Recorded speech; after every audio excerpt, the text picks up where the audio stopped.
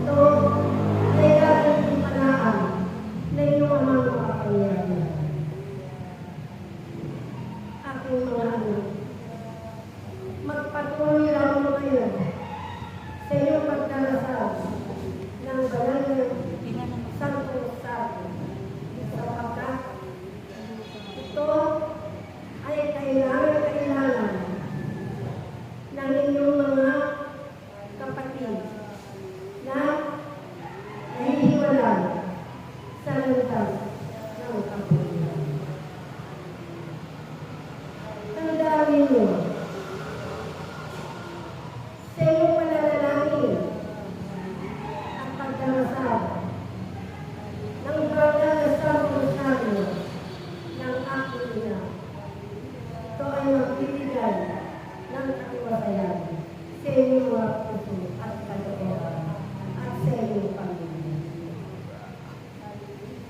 sapagkat ang pag-ibig ang mga anak. Isa itong balutin sa inyong mga puso at kalooban at sa inyong mga buhay upang makamit ninyo ang katagumpayan na hinigyan ng pinahitulog ng ating amang makapangyarihan. Ako si Jesus, ang isinugo ng Ama, upang bumabalik sa liputan, upang ipagkaloob ko sa inyong lahat ang inyong katagumpayan.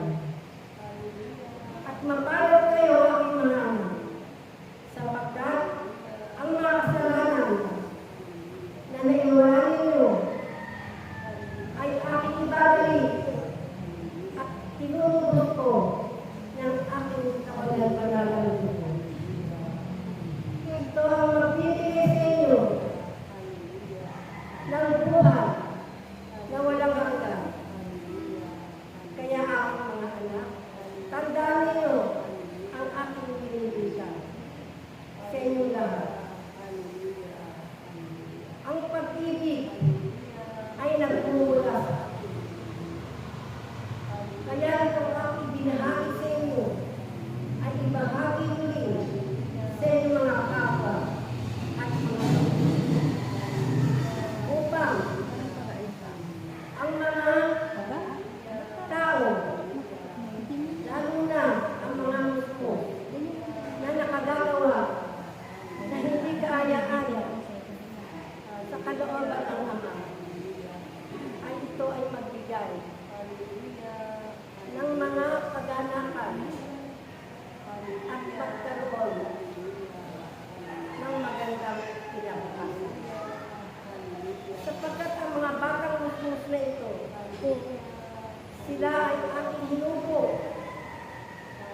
Ngunit, kulang sila sa paggabay at pagtulungan. Kaya kayo aking mga anak, gampanan ninyo ng may pag-ibig at pagmamahal at pagpakumbaba.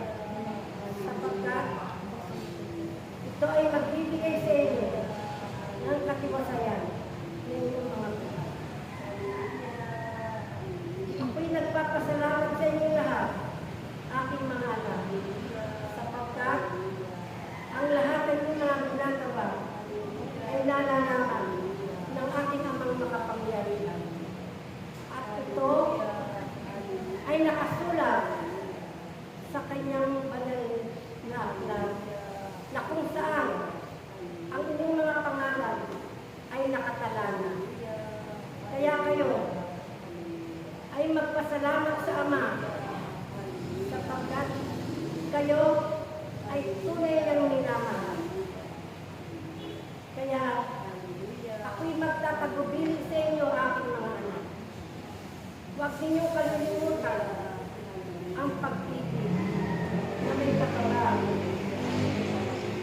At manatili kayong nananalig, sumasampalataya at nagtitiwala sa amang makapangyarihan.